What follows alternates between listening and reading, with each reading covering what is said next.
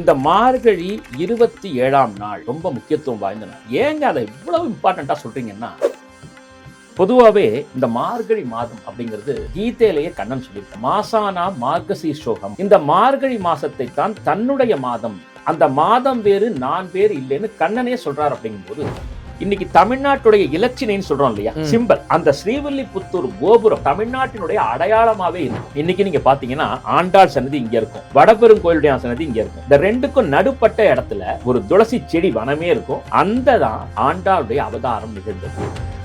பாவை நோன்புன்னு சொல்லக்கூடிய இந்த மார்கழி மாதத்தில் தான் 30 நாட்கள் கடுமையான விரதத்தை அந்த குழந்தை ஆண்டாள் செய்கிறார். அதுல புறப்பட்டு வந்ததுதான் தமிழ் அமுதமாக விளங்கக்கூடிய திருப்பாவை. பெரிய உத்தியோகத்துல இருக்காங்க, ஆனா கல்யாணம் ஆகலன்னு சொன்னார். சம்பந்தப்பட்ட அந்த பெண்ணோ ஆணோ ஆண்டாளை பிரார்த்தனை செய்து கொண்டு வாரணமாயிரம் பாசுரத்தை வீட்டுல வணங்கிட்டு போனாங்கன்னா 48 நாளுக்குள்ளாக திருமணம் நிச்சயமா 11/1/2026 இந்த நாள்ல பெருமாள் கோயிலுக்கு தயவு செய்து எல்லாரும் போயிடுங்க. ஏன்னா கிடைக்காத ஒரு அமிர்தம், பார்க்கடல கடைஞ்சப்ப ஒரு அமிர்தம் வந்து சொல்லுவாங்கல்ல, அந்த ஸ்வீட்டை சாப்பிட்டவங்களுக்கு தெரியும்.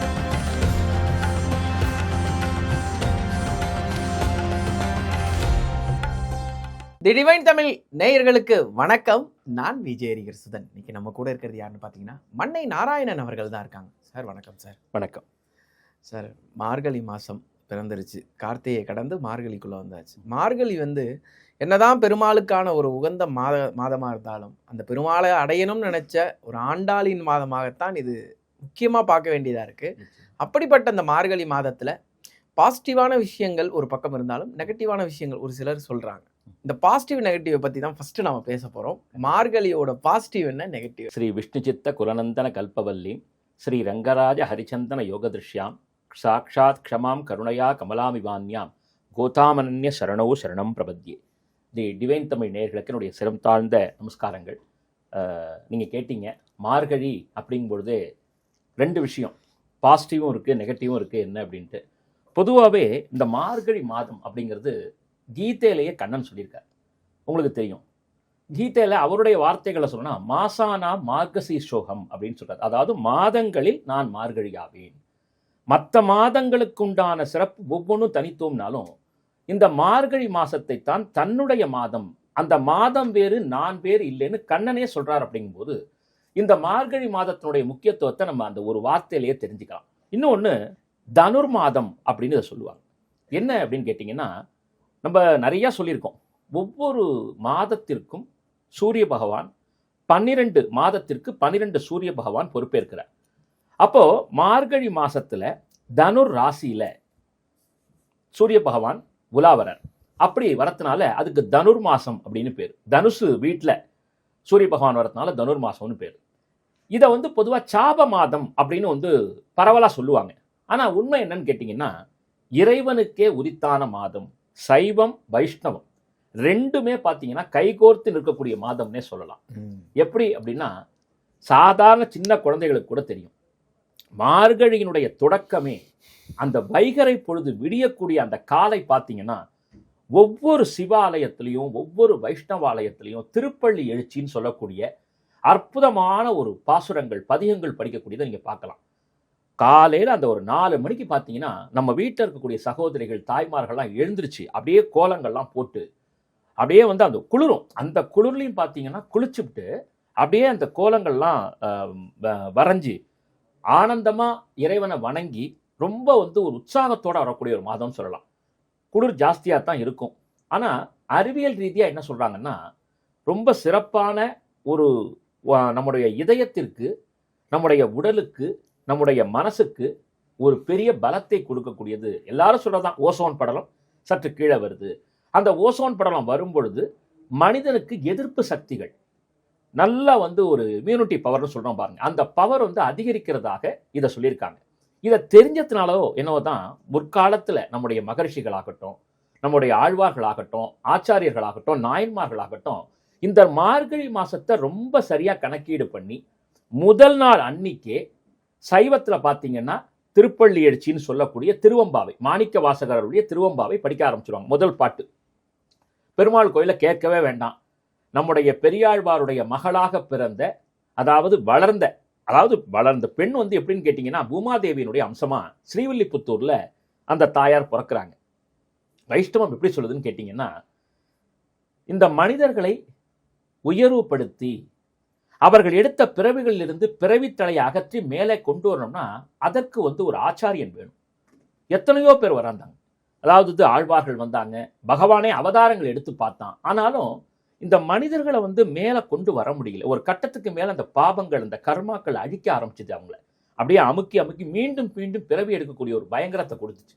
அதனால தான் பகவான் என்ன பண்ணா, தன்னுடைய நாயகி, இன்னும் சொல்ல போனா பூமி மாதா, அதாவது அகழ்வாரை தாங்கும் நிலம் போல, நீங்க எவ்வளவுதான் இந்த பூமியை பேத்து பேத்து எடுத்தாலும், பூமியில நம்ம என்னதான் நம்ம எத்தனை வீடுகள் கட்டுறோம், நம்ம நிறையா பார்த்தீங்கன்னா கிணறு தோன்றோம், எவ்வளவோ பூமியை தோண்டி தோண்டி தான் கட்டமைப்புகளை நம்ம ஏற்படுத்துகிறோம். ஆனாலும் அது ஒரு தாயை போல் நம்மை அரவணைக்கிறது. அதனால் எதற்குமே பொறுமைசாலியாக விளங்கக்கூடிய இந்த பூமி மாதாவை தன்னுடைய நாயகியா இருக்காங்க. ஸ்ரீதேவி மகாலட்சுமி ஒரு நாயகி, பூமாதேவி மற்றொரு நாயகி. இந்த பொறுமையின் அணிகலனாக விளங்கக்கூடிய பூமி பிராட்டியை உனக்குத்தானே தெரியும். இந்த மனிதர்கள் படக்கூடிய கஷ்டம் என்னன்னு உனக்கு தான் தெரியும். அதனால நீ போ, நீயே பிறவி எடு, இந்த மக்களுடைய கஷ்டங்கள்லேருந்து அவங்களை வெளியில கொண்டு வரதுக்கு என்ன பண்ணலாம்னு பாருன்னு சொல்லிட்டு அந்த பூமி தாயை, பூமி நாச்சியாரை, பூமாதேவியை ஆண்டாளாக அவதரிக்க வைக்கிறார். ஆடிப்பூரம்னு சொல்லக்கூடிய ஆடி மாசத்துல வரக்கூடிய பூர நட்சத்திரத்துல ஆண்டாளுடைய அவதாரம் நிகழுது. அதுவும் எப்படின்னா, ஸ்ரீவில்லிபுத்தூர்ல வடபெரும் கோயிலுடையான், அதுதான் முதல்ல இருக்கக்கூடிய பிராச்சீனமான கோவிலே அதுதான். இன்னைக்கு நீங்க பாத்தீங்கன்னா, இன்னைக்கு தமிழ்நாட்டுடைய இலச்சினைன்னு சொல்றோம் இல்லையா, சிம்பல், அதுல பாத்தீங்கன்னா அந்த தமிழ்நாட்டுடைய முத்திரையிலேயே அந்த ஸ்ரீவில்லிபுத்தூர் கோபுரம், அந்த வடபெரும் கோயிலுடையான கோபுரம் தான் தமிழ்நாட்டினுடைய அடையாளமாவே இருக்கு. அந்த கோவிலில் புஷ்ப கைங்கரியம், மாலை கைங்கரியம் செய்து வந்தவர் தான் விஷ்ணு சித்தர்னு சொல்லக்கூடிய பெரியாழ்வார். அவர் எந்த எதிர்பார்ப்புகளும் இல்லாமல் அதிகாத்தால அவங்க எத்தனை மணிக்கு எதிர்ப்பாங்க நீங்க பாத்தீங்கன்னா 2:30 மணிக்கு தான் எழுந்துருவாங்க. 2:30 மணிக்கு எழுந்து 3 மணிக்கெல்லாம் குளிச்சுட்டு அந்த மலர் இருக்கு இல்லையா, அந்த மலர் மலர்வதற்கு முன்பாகவே அந்த பூவை பறிச்சு, அதுக்குன்னு பூக்குடலைன்னு சொல்லுவாங்க. இன்னைக்கு நீங்க ஸ்ரீரங்கத்துல பாத்தீங்கன்னா ஆச்சாரியர்களுடைய சந்நிதிகள் நிறைய இருக்கு. பெரிய பெரிய மணவாள மாமனிகள், சுவாமி தேசிகர், அவங்க வழியில வந்தவங்களுடைய பெரிய பெரிய சன்னதிகள் இருக்கு. மணவாள மாமனிகள் சன்னதிகள், அந்த வழியில வந்தவங்களுடைய சன்னதிகளை பார்த்தீங்கன்னா பூக்குடலைன்னு தனியா வச்சிருப்பாங்க. இன்னைக்கும் கர்நாடகத்தை போனீங்கன்னா ஒரு 10,000 காலத்துக்கு முந்தைய அந்த ஒரு கோவில் இருக்கு. அதுல ராமானுஜர் பயன்படுத்தியதாக ஒரு அற்புதமான பூக்குடலை வச்சிருக்காங்க. அதாவது பூக்குடலைன்னா பூ பறிக்கக்கூடிய மூங்கிலால் செய்யப்பட்ட கூடை, ரொம்ப அபூர்வமா இருக்கும். எதுக்கு நான் சொல்ல வந்தேன், அந்த மாதிரியான கூடை தயாரிக்கப்பட்டு அந்த கூடையில தான் பூவை கிள்ளி போடுவார். அப்படி எடுத்துட்டு அந்த மலர்வதற்கு முன்னால் மாலையாக்குவார். எப்படின்னா, மூக்கை கட்டிக்குவாங்களாம். மூக்கை கட்டிட்டு அதோடைய வாசனை கூட நம்முடைய மூக்கை, அதாவது நம்முடைய மூக்குக்குள்ள போயிடக்கூடாது. அவ்வளவு தூய்மையாக இறை பக்தியோடு அவர் அந்த பெரியாழ்வார் அப்படிப்பட்ட ஒரு சிறப்பான ஒரு கைங்கரியத்தை செஞ்சுக்கிட்டு இருந்தார். எந்த எதிர்பார்ப்புகளும் இல்லாமல் இறைவனுக்கு தினம் மாலை கட்டி கொடுத்துட்டு இருக்கார். அப்ப அவருக்கு இந்த குழந்தை கிடைக்கணுங்கிறத பகவான் முடிவு பண்ணி, இன்னைக்கு நீங்க பாத்தீங்கன்னா ஆண்டாள் சன்னதி இங்க இருக்கும், வடபெருங்கோயிலுடைய சன்னதி இங்க இருக்கும். இந்த ரெண்டுக்கும் நடுப்பட்ட இடத்துல ஒரு துளசி மாடம், ஒரு துளசி செடி வனமே இருக்கும். அந்த தான் பாத்தீங்கன்னா ஆண்டாளுடைய அவதாரம் நிகழ்ந்தது. அந்த இடத்துல ஆடிப்பூரம், ஆடி மாசம் பூர நட்சத்திரத்துல ஆண்டாள் பெண் குழந்தைய அங்க பிறக்கிறாங்க. உடனடியா அந்த குழந்தைய விஷ்ணு சித்தர் வளர்க்க ஆரம்பிக்கிறார். இப்படிதான் அந்த ஒரு அப்பா பெண் அப்படிதான் அந்த குழந்தைய ஒரு பக்தி பூர்வமாக அந்த குழந்தையை வளர்த்து வரார். அப்படி வளர்த்து வரும்போது இந்த ஆண்டாளுக்கு ஒரு சிறப்பு என்னன்னு கேட்டிங்கன்னா, பிஞ்சிலே பழுத்தவள்னு சொல்லுவாங்க. பொதுவா இந்த சொலவடை கேட்டிங்கன்னா யாராவது ஒரு குறும்பு செய்யக்கூடியவங்களை, ரொம்ப அதிகமா பேசுற அப்படி செய்யறவங்கள தான் நம்ம சொல்லுவோம். ஆனால் ஏன் இந்த வார்த்தைனா பிஞ்சிலே பழுத்தவள்னு ஏன் சொல்றோம்னா, பழம் என்பது மிக உயர்ந்த ஒரு நிலையை குறிக்கக்கூடியது. எப்படின்னா, இறைநிலையை எய்திய ஒரு சிறுமியாக. அதனாலதான் குழந்தைகளுக்கு ஆரம்பத்திலேயே பெரியவர்கள் நல்ல விஷயத்தை சொல்லி தந்து வளர்க்கணும். குழந்தைய அந்த தாலாட்டு பாடுறாங்க பாருங்க, பாடும் பொழுதே நம்முடைய ஆதி காலத்தை தேர்ந்த தமிழர்கள் என்ன பண்ணுவாங்கன்னு கேட்டிங்கன்னா, ஒரு மிகப்பெரிய சரித்திரத்தை பாட்டா பாடுவாங்க. அப்ப அந்த குழந்தைக்கு நீங்க கேட்கலாம், அந்த குழந்தைக்கு இது தெரியுமாங்க, புரியுமா அப்படின்னு. கருவுல இருக்கிற ஒரு சாதாரண பிரகல்லாதனே நாராயணனுடைய நாமத்தை கேட்டு மிகப்பெரிய பக்தனா வெளியில வந்தான்னா, அந்த குழந்தைக்கு அந்த அறிவை இறைவன் கொடுத்திருக்கிறான். நம்ம சின்ன வயசுல என்ன நல்ல விஷயங்கள் கத்துக்கிறோமோ அதுதான் கடைசி வரைக்கும் வரும். அப்போ ஆண்டாளுக்கு கோதைன்னு அந்த குழந்தைக்கு பேர். அந்த கோதைக்கு சிறு வயதிலேயே கண்ணன் பக்தியை ஊட்டி வளர்க்கிறார் பெரியாழ்வார். அப்பா நமக்கு இறைவனா வடபெருங்கோயிலுடையான், வடபத்திரசாயி, அப்படி படுத்திருக்கான் பத்தியா, அவன் தான் நமக்கு நாயகன், உலகத்துக்கே அவன் தான்ப்பா தலைவன் அப்படின்னு சொல்லி சின்ன வயசுலயே அதை சொல்லி கொடுத்தோன்னே அவனுடைய மகிமைகளை இப்ப இன்னைக்கு நீங்க பாத்தீங்கன்னா குழந்தைங்களாம் கதை கேட்க ரொம்ப ஆசைப்படும். நீங்க ஒரு குழந்தை வருதுன்னா நீங்க ஒரு விஷயம் ஒரு கதை சொன்னீங்கன்னா இன்னொரு கதை சொல்லுங்க அப்படிங்க. அந்த மாதிரி அந்த குழந்தைக்கு கதை சொல்லி இறைவனுடைய மகிமைகள் பொருந்திய புராணங்களை சொல்லி, அதிலும் முக்கியமா பூர்ணாவதாரம்னு சொல்லக்கூடிய கிருஷ்ணாவதாரத்துடைய மகிமையை பரிபூர்ணமா சொல்லி அந்த குழந்தைய பெரியாழ்வார் வளர்த்துட்டு வர வளர வளர அந்த குழந்தைக்கு கண்ணன் பக்தி அதிகமாகுது. ஒரு கட்டத்துல கண்ணனுக்கு, அதாவது இந்த வடபெருங்கோயிலுடையானுக்கு தொடுக்கக்கூடிய மாலையை தான் சூடி பார்க்கணும்னு ஆண்டாளுக்கு ஆசை வருது. ஸோ அந்த சமயத்துல பாத்தீங்கன்னா அப்பா வந்து கட்டி வச்சுட்டு போவாரு.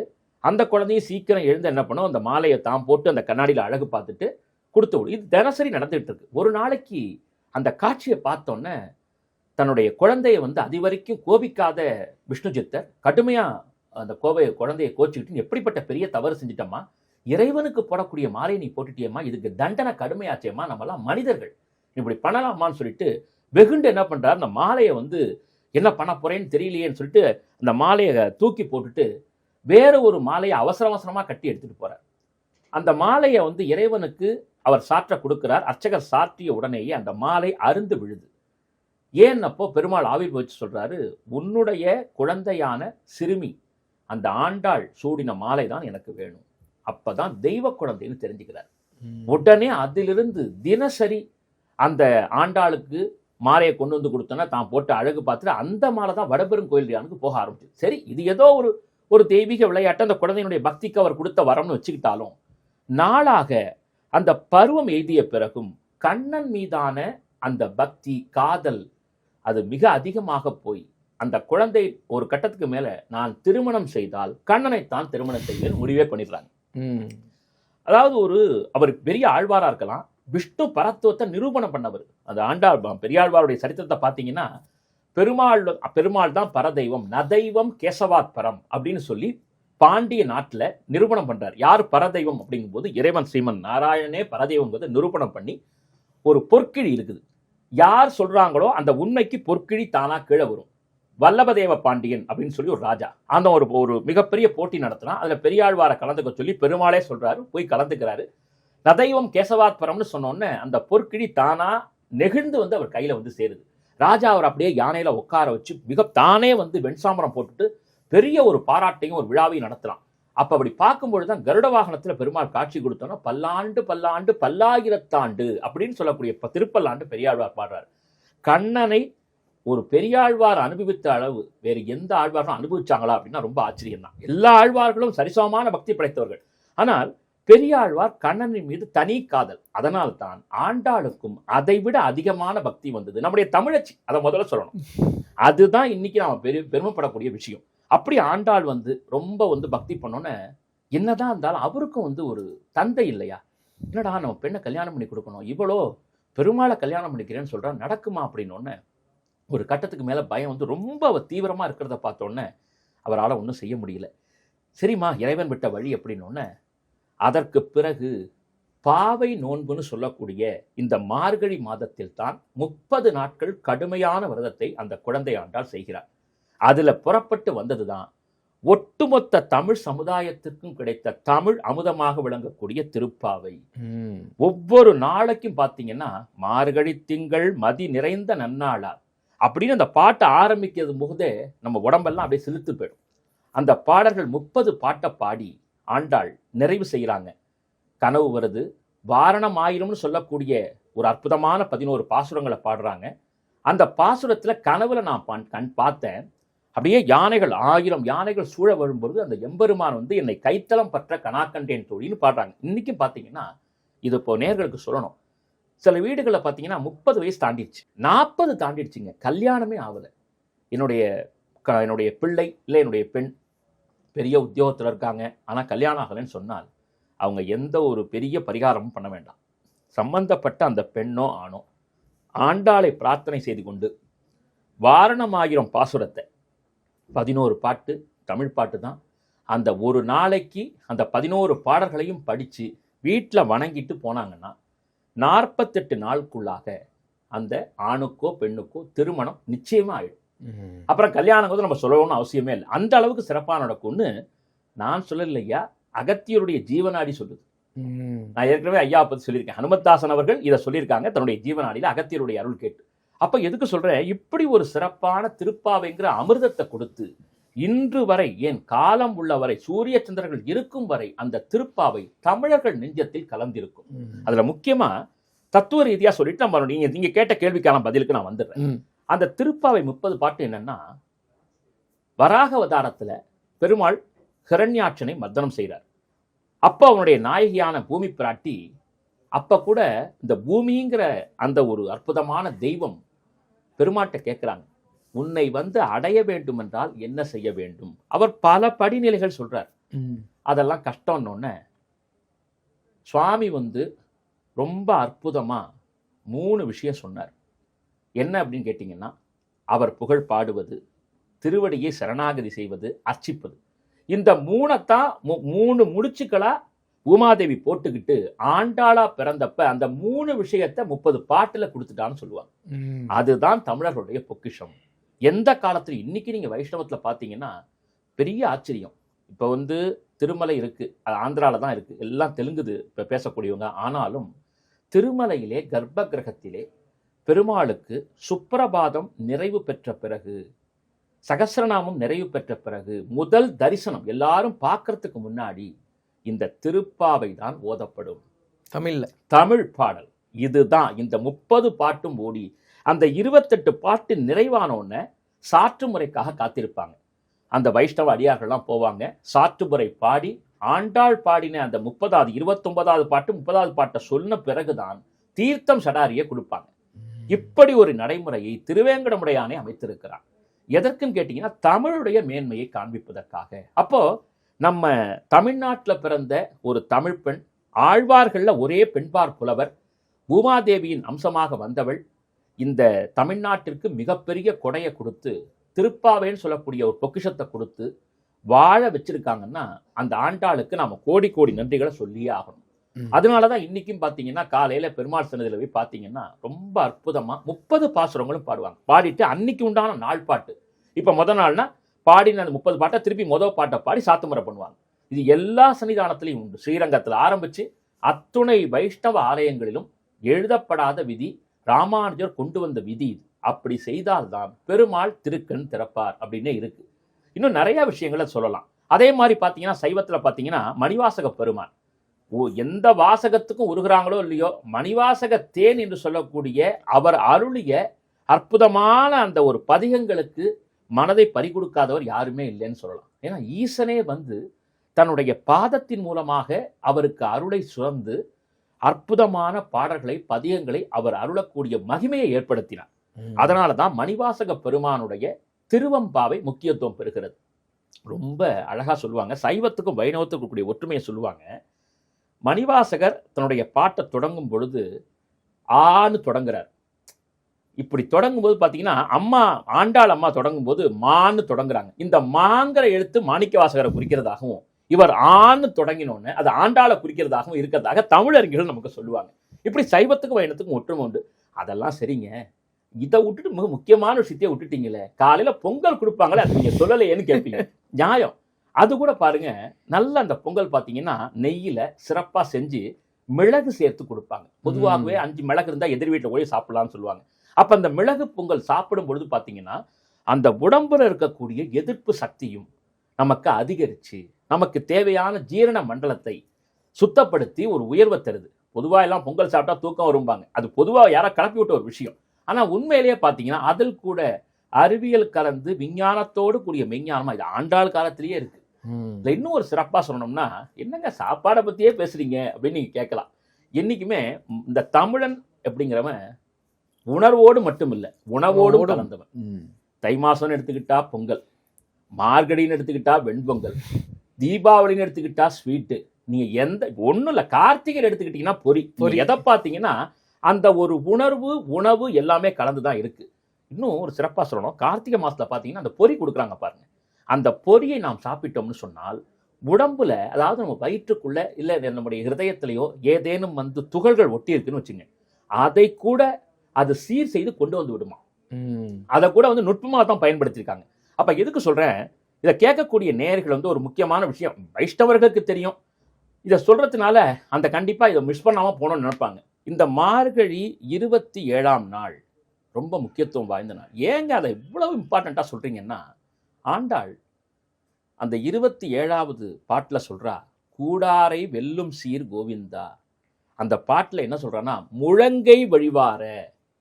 அந்த அதாவது அன்னைக்கு பண்ணக்கூடிய பெருமாளுக்கு பொங்கல் வந்து எப்படி இருக்கணும்னா, அப்படி கையில அந்த சக்கரை பொங்கலை எடுத்தோன்னே கையில அப்படியே முழங்கையில நெய் வழியணுமா. அந்த மாதிரி உனக்கு செஞ்சு படைத்து நாங்கள் உண்ண வேண்டும். அன்னைக்கு தான் அது வரைக்கும் நெய்யுண்ணோம் பாலுண்ணோம் நாட்காலே நீராடின்னு அம்மா சொல்லுவாங்க. அன்னைக்கு அந்த விரதத்தை முடிக்கிறாங்க. அதனால அந்த வார்த்தையை சொல்லி அதற்கு பிறகு நாங்கள் ஆனந்தமா அந்த விரதத்தை முடிக்கிறோம் அப்படின்னு. அது நீங்க கேட்கலாம், சரிங்க மார்கழி 27னா ஆங்கிலத்துக்கு இந்த வருஷம் என்ன நாள்ல வருது அதை சொல்லிருங்க, நாங்க நேரடியா கோயிலுக்கு போறோம் அப்படின்னு நீங்க சொல்லுவீங்க. க்ஷீரான்னம்னு சொல்லக்கூடிய ஒரு அன்னம். நீங்க ஆன்மீக நிகழ்ச்சி நீங்க வந்து என்னன்னா சமையல் குறிப்பு மாதிரி சொல்றீங்கன்னு நினைக்கலாம். இல்ல அதுலயும் வந்து உணர்வு இருக்கு. என்னன்னா பால்லையே செய்வாங்க. அரிசியை வந்து பால்லையே காய்ச்சி சாதமாக்கி ஒவ்வொரு கிளறிட்டே இருக்கணும். ஒரு எப்படின்னு கேட்டீங்கன்னா திரட்டி பால்னு சொல்லுவாங்க இல்லையா, அதை மாதிரி கிளறிட்டே இருக்கணும். அதுல வந்து பாதாம், முந்திரி, திராட்சை, பச்சை கற்பூரம், நெய் போட்டு கலந்துக்கிட்டு அதை அப்படியே கலரி எடுத்துட்டு வந்து அப்படி மேலே வரும் பொழுது பார்த்தீங்கன்னா அப்படியே வெண்ணெய் போட்டு அது பொங்கி வரும் பொழுது குங்குமப்பூ இருக்கு இல்லையா, அதை போட்டு இறக்குனாங்கன்னா அதை விட அமிர்தம் தேவாமிர்தம் உலகத்திலேயே கிடையாது. க்ஷீரான்னம்னு அதுக்கு பேர். இந்த க்ஷீரான்னம் பாலன்னம் அப்படின்னு பேர். நம்ம எல்லாம் இப்போ பால் சாதம் சொல்லுவோம். அந்த பால் சாதம் வந்து நார்மல். இது வந்து பால்லையே சக்கரை பொங்கலை உருவாக்குறது. ரொம்ப அற்புதமா பண்ணுவாங்க. இதை வந்து அக்கார அடிசல் அப்படின்னு சொல்றது ஸ்ரீரங்கத்துல செய்வாங்க. இது அன்னைக்கு பாத்தீங்கன்னா ரொம்ப சிறப்பான நாள். நான் திருப்பி அந்த டேட்டாவனால சொல்றேன். 11/1/2026 இந்த நாள்ல பெருமாள் கோயிலுக்கு தயவு செய்து எல்லாரும் போயிடுங்க. ஏன்னா கிடைக்காத ஒரு அமிர்தம். அந்த அந்த ஸ்ரீராப்தி மதனம் அந்த பார்க்கடலை கடைஞ்சப்ப ஒரு அமிர்தம் வந்து சொல்லுவாங்கல்ல, அந்த ஸ்வீட்டை சாப்பிட்டவங்களுக்கு தெரியும். இதை வந்து ஆண்டாள் 100 தடால வெண்ணெய் வச்சு அழகர் பெருமாளுக்கு சமர்ப்பிக்கிறாங்க. நான் திருவேங்கடமுடியான கல்யாணம் பண்ணிக்கணும் அப்படின்னு சொல்லி சமர்ப்பிக்கிறாங்க. மனசால பாட்டால இதை நிரூபணம் செய்து நடத்தி காண்பித்தவர் ராமானுஜர். ராமானுஜர் தான் 100 தடால வெண்ணெய் வச்சு, தடான்னா பானையில இருக்கக்கூடிய பாத்திரங்கள்ல வெண்ணெய் வச்சு அந்த அக்கார அடிசல் பண்ணி அழகர் பெருமாளுக்கு சமர்ப்பிக்கிறார். அதனாலதான் ஸ்ரீவில்லிபுத்தூருக்கு ராமானுஜர் வந்தப்ப அண்ணனே வருகன்னு சொன்னாங்களாம். அதனால தான் இன்னைக்கும் ஆண்டாளுக்கு அண்ணனாக ராமானுஜரைத்தான் சொல்வார்கள். ரொம்ப அற்புதமா இருக்கும். எதுக்கு சொல்றேன்னா, அந்த ஒரு ஸ்வீட்டு போதும் கிட்டத்தட்ட அந்த ஆண்டாளுடைய பக்தி பகவானுடைய அருள் இரண்டும் ஒன்னா கலந்த மாதிரி இருக்கும். நிச்சயமா அந்த டேட்ல போய் நீங்களும் சாப்பிட்டுருங்க, நம்ம நேர்களும் போய் சாப்பிட்டோம். ஸோ எதுக்கு சொல்றேன்னா சார், இந்த மாதிரியான விஷயங்கள் எல்லாம் பக்தி, உணர்வு, உணவு, பக்குவம் எல்லாவற்றையும் கலந்து கொடுக்குது. நீங்க பொதுவாகவே காலையில சீக்கிரம் எந்திரிச்சு பார்த்தீங்கன்னா 4 மணிக்கு யாரெல்லாம் எழுந்திருக்காங்களோ, சூரியன் உதிப்பதற்கு முன்னால் யாரெல்லாம் எழுகிறார்களோ அவர்கள் சூரியனுக்கு நிகராக புகழ் பெறுவார்கள். பெரிய பெரிய அரசியல் தலைவர்கள் உங்களுக்கே தெரியும். நமக்கு இன்னைக்கும் பார்த்தீங்கன்னா வெற்றி பெறக்கூடியவர்கள் வெடிகாலையில் எழுபவர்களாக இருப்பார்கள். வெற்றியை தவற விட்டவர்கள் அந்த சூரிய உதயத்தை சந்திக்காதவர்களாக இருப்பார்கள்னே சொல்லலாம். அந்த அளவுக்கு இதை மையப்படுத்தி தான் ஆண்டாள் வந்து ரொம்ப அற்புதமா அந்த பாசுரங்களை சொல்லியிருக்காங்க. அதே மாதிரிதான் நம்முடைய திருவம்பாவையிலும் பார்த்தீங்கன்னா ரொம்ப அற்புதமா மாணிக்க வாசகர் சொல்லி அதில் தான் வைகுண்ட ஏகாதசி அன்னைக்கு தான் வரும். அந்த வைகுண்ட ஏகாதசி மார்கழியில் வருது. சிவபெருமானுக்கே உரித்தான ஆருத்ரா தரிசனம் சிதம்பரத்தில் பண்றாங்க பாருங்க, அதுவும் மார்கழியில் தான் வருகிறது. அப்ப சிவபெருமானுக்கும் முக்கியத்துவம் வாய்ந்த மாதம், திருமாலுக்கும் முக்கியத்துவம் வாய்ந்த மாதம். எனவே சைவ வைஷ்ணவம் கை கோர்க்கக்கூடிய அற்புதமான மாதம். இதுல நீங்க கேட்ட கேள்விக்கு வர, இதை பொதுவாகவே சார் நல்ல காரியங்கள் செய்வதற்கு உகந்த மாதம் இல்லைம்பாங்க. யாரும் குடிபோ மாட்டாங்க, கூக மாதம் சொல்லுவாங்க. கண்டிப்பா அதை வந்து கல்யாணம் பண்ண மாட்டாங்க. அப்புறம் பார்த்தீங்கன்னா ஒரு நிச்சயதார்த்தம் பண்ண மாட்டாங்க. கோயில்கள் கும்பாபிஷேகங்களும் நடக்காது. இதை வந்து ஏன் இந்த மாதிரி வச்சுட்டாங்கன்னு கேட்டா, இறைவனுக்காகவே ஒதுக்கப்பட்ட மாதம். அதனாலதான் புரட்டாசி எடுத்துங்க, புரட்டாசிலையும் கல்யாணம் எதுவும் பண்ண மாட்டாங்க. அப்ப இந்த 2 மாதம் என்ன தப்புனா, தப்பு கிடையாது. இறைவனுக்காக நம்முடைய சிந்தனை எல்லாம் இறைவனை நோக்கியே இருக்கணும் அப்படிங்கிறதுக்காக வைக்கப்பட்ட தருணம். சரிங்க, அப்ப இறைவனுக்காக வைக்கப்பட்டதுன்னா ஏன் கும்பாபிஷேகம் பண்ணக்கூடாது? சரி, கல்யாணத்தை விட்டுருவோம், கும்பாபிஷேகம் ஏன் பண்ணக்கூடாதுன்னா அதற்கு என்ன காரணங்கள் சொல்லப்பட்டிருக்குன்னு கேட்டீங்கன்னா, அந்த சமயத்துல பாத்தீங்கன்னா தேவர்கள் கண் விழிக்கக்கூடிய மாதமாக சொல்லப்படுது. அதாவது 6 மாசம் உத்தராயணம், 6 மாசம் தட்சிணாயணம், ஆடி மாதத்திலிருந்து ஆரம்பிச்சு மார்கழி மாதம் வரை தட்சிணாயன மாதம். என்னன்னு கேட்டீங்கன்னா, தெற்கு நோக்கி பகவான், அதாவது வந்து சூரிய பகவான் பயணிக்கிறார். அதற்கு பிறகு பார்த்தீங்கன்னா தை மாசத்திலிருந்து ஆனி மாதம் வரை வடக்கு நோக்கி சூரிய பகவானுடைய பயணம் அமைகிறது. பொதுவாகவே இந்த தட்சிணாயனத்துல மரணிக்கிறார்கள் பார்த்தீங்களா, ஆடி மாசத்திலிருந்து மார்கழி மாதம் வரை மரணிப்பவர்களுக்கு அந்த ஆன்மா வந்து இரவு பொழுதாத்தான் இருக்கும். அந்த யம கிங்கர்கள் அழிச்சிட்டு போகும்போது வெளிச்சமே தெரியாது. இப்போ நம்ம இருக்கோம் சார், உடம்புல இருக்கக்கூடிய ஆன்மா வெளியில் போச்சுன்னா நான் சொன்னேன் கட்டை விரல் அளவு தான் அந்த ஆன்மாவுடைய உயரம் இருக்கும். அதை யம கிங்கர்கள் அழிச்சிட்டு போவாங்க. எங்கே முள் இருக்குன்னு தெரியாது, எங்கே கல் இருக்குன்னு தெரியாது, எந்த இடத்துல அவங்க பிடிச்சி தரதரன்னு தான் எடுத்துகிட்டு போவாங்க. இப்போ இதுவே இப்போ நம்ம வெளிச்சமாக இருக்கிறதுக்கும் இருட்டில் இருக்கிறதுக்கும் வித்தியாசம் இருக்கு இல்லையா? அதனால்தான் அந்த தட்சிணாயனம் உத்தராயணம் தேவர்களுடைய இரவு காலம், தேவர்களுடைய பகல் பொழுது அப்படின்னு சொல்லப்பட்டிருக்கு. அப்போ தேவர்கள் அப்பதான் முழிக்க போறாங்க. அதனால தான் அந்த நேரத்தில் நாம் இறை வழிபாட்டை அதிகப்படுத்த வேண்டும். மற்ற விஷயங்கள், அதாவது நமக்கு தேவையான அந்த குறிப்பாக அந்த மார்கழி மாசத்துல மட்டும்தான் தேவர்கள் இந்த மக்களுக்கு, மனிதர்களுக்கு வரங்களை தருவதற்கு தயாராக இருக்கிறார்கள். நான் ஆரம்பத்தில் சொல்லியிருக்கேன், ஜாதகத்தில் பார்த்தீங்கன்னா 9 கோள்கள் இருக்கு. அந்த 9 கோள்களுக்கும் தலைமையாக இறை இருக்கிறது. அப்போ அதுக்கு அசிஸ்ட் பண்ணக்கூடிய தேவதைகள், நட்சத்திர தேவதைகள், லக்ன தேவதைகள், ஜாதக தேவதைகள், இது ஒரு பெரிய ஒரு போஸ்ட் போயிட்டே இருக்கும், பெருசாக சொல்லிட்டே இருக்கலாம். அப்ப இத்தனை தேவதைகளுமே இறைவனை, சிவபெருமானையும் திருமாலையும் ஆலயத்திற்கு வந்து இந்த 4:30 மணியிலிருந்து 6 மணிக்குள்ளாக இருக்கக்கூடிய பிரம்ம முகூர்த்த காலத்துல வழிபாடு பண்றாங்க. இதுல நமக்கு ஒரு கிரேஸ் டைம் கொடுத்துருக்காங்க. யாரெல்லாம் இந்த மார்கழி மாசத்துல வெடிகார்த்தால எழுந்து வந்து, அவங்களுக்கு திருப்பாவை தெரிய வேண்டாம், திருவம்பாவை தெரிய வேண்டாம், பார்த்து கூட படிக்க தெரியல, கோவிலில் உட்காந்து அப்படி கண்ணு தூக்க சுத்தினாலும் பரவாயில்ல, பெருமாள் சன்னிதானத்திலேயோ சிவன் சன்னிதானத்திலேயோ வந்து உட்காந்துட்டாலே அவர்களுக்கு 50% கர்மாவை மாற்றி விடுகிறோம். எவ்வளவு பெரிய கிரேஸ் நமக்கு. சில பேர் பார்த்தீங்கன்னா எக்ஸாம் எழுதிட்டே இருப்பாங்க, பாஸ் ஆகவே ஆகாது. என்னங்க எல்லா கோயிலுக்கும் போயிட்டு வந்தேன், எல்லா பரிகாரம் பண்ணி பார்த்துட்டேன் சார், எனக்கு தெரியல. இந்த மார்கழி மாதத்துல 30 நாளும் யாரெல்லாம் போய் இறைவனை பார்க்கிறார்களோ, ஒரு விளக்கு சார், ஒரே விளக்கு, கோவிலில் போய் ஒரு விளக்கு ஏற்றினா கூட போதும். சிவாலயமோ வைணவாலயமோ பேதம் கிடையாது, அவங்கவுங்க விருப்பப்படி போகலாம். அந்த இடத்துல ஒரு விளக்கு ஏற்றிட்டு அந்த பாடல்களை காது குளிர், நம்ம தமிழ் ஒலிக்குது, வடமொழி இல்லை, வேதங்கள் கிடையாது, நம்முடைய தாய்மொழி தமிழ் மொழி, உலகத்திற்கான தலைமொழி. அங்கே வந்து தலை விதியே மாற்றக்கூடிய வார்த்தைகள், மந்திரங்களா, தமிழ் மந்திரங்களா அங்கே படிக்கப்படுது. அப்போ ஆழ்வார்கள் வராங்க, நாயன்மார்கள் வராங்க, ஆச்சாரியர்கள் வராங்க, தேவர்கள் வருகிறார்கள், நவகிரகாதிகள் வருகிறார்கள், அஷ்டதிக் பாலகர்கள் வருகிறார்கள்.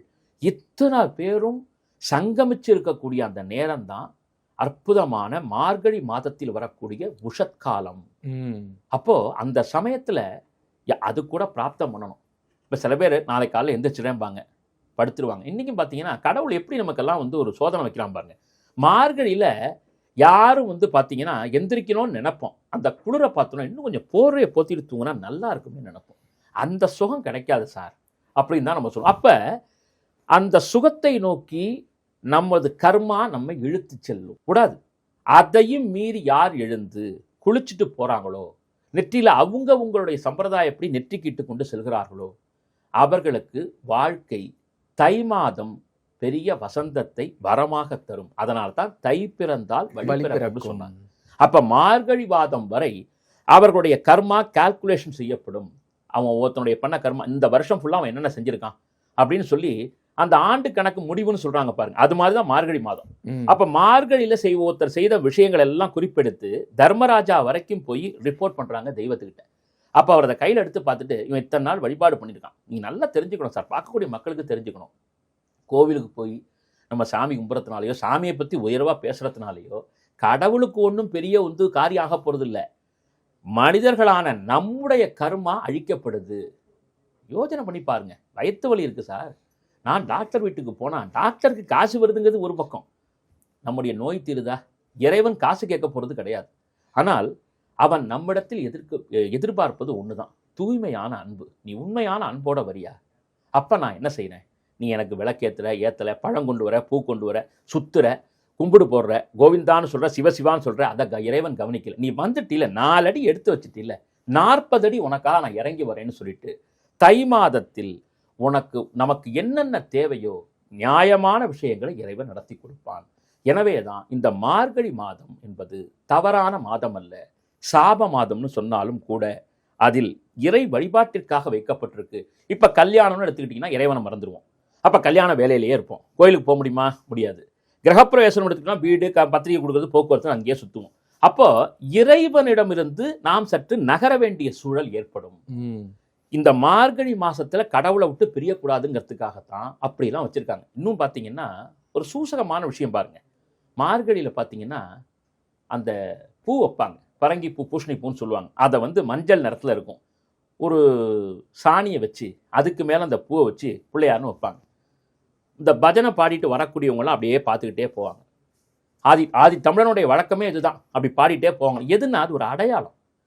எங்கள் வீட்டில் நான் சாணம் வச்சு பூ வச்சுருந்தேன்னு சொன்னால் எங்கள் வீட்டில் திருமணத்திற்காக ஒரு பெண்ணோ பிள்ளையோ இருக்குது அப்படின்னு அவங்க சூசகமாக சொல்கிறாங்க.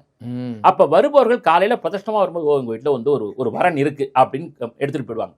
கரெக்டாக அந்த 30ஆவது நாள் வரும்போது பேசுவாங்க. போகி அன்னைக்கு தான் பேசுவாங்க. தை மாதம் பிறந்து பொங்கல் பண்டிகைக்கு பிறகு கல்யாணம் நடந்துவிடும். இதுதான் சூசகமாக ஆதி கால தமிழர்கள் கடைபிடித்த பண்பாடு. இது இன்னும் சொல்ல போனா காலங்காலமா இருக்கு. ஆண்டாள் காலம் அதுக்கு முன்னாலேருந்து இருக்கு. ஸோ இப்போ இந்த விஷயத்தை ஆண்டாள் முன்னெடுத்து சென்றார்கள். தமிழனுடைய பண்பாட்டை ஆண்டாள் முன்னெடுத்து சென்று நமக்கு அடுத்தடுத்த தலைமுறைக்கு வழிகாட்டியாக விளங்குகிறாள், இன்னும் விளங்கி கொண்டிருப்பாள் என்பதுதான் உண்மை. கண்டிப்பாக சார், நீங்கள் சொன்ன மாதிரி நான் பாசிட்டிவ் நெகட்டிவ் தான் சொன்னேன். ஆனால் அதோட சாராம்சம் என்ன, அதோட டெப்த் என்ன, ஆண்டாளுங்கிற ஒரு தெய்வம் எப்படி செயல்பட்டாங்க, அவங்களோட வாழ்க்கைக்காகவும் மட்டும் இல்லாமல் இந்த மக்களோட வாழ்க்கைக்காகவும் அவங்க எப்படி பண்ணாங்க அப்படிங்கிற நிறைய விஷயங்கள் மார்கழி மாதத்தை பற்றியும் பலருக்கு இருந்த ஒரு கோணத்தை மாற்றி அமைச்சிருக்கீங்க அப்படின்னு தான் சொல்லணும். உங்களுடைய நேரத்திற்கும் உங்களுடைய வார்த்தைகளுக்கும் ரொம்ப நன்றி சார். நன்றி சார். மீண்டும் உங்களை வேறொரு நிகழ்ச்சியில் சந்திக்கிறேன். திவைன் தமிழ் நேயர்களுக்கு என்னுடைய சிரம் தாழ்ந்த நன்றிகள்.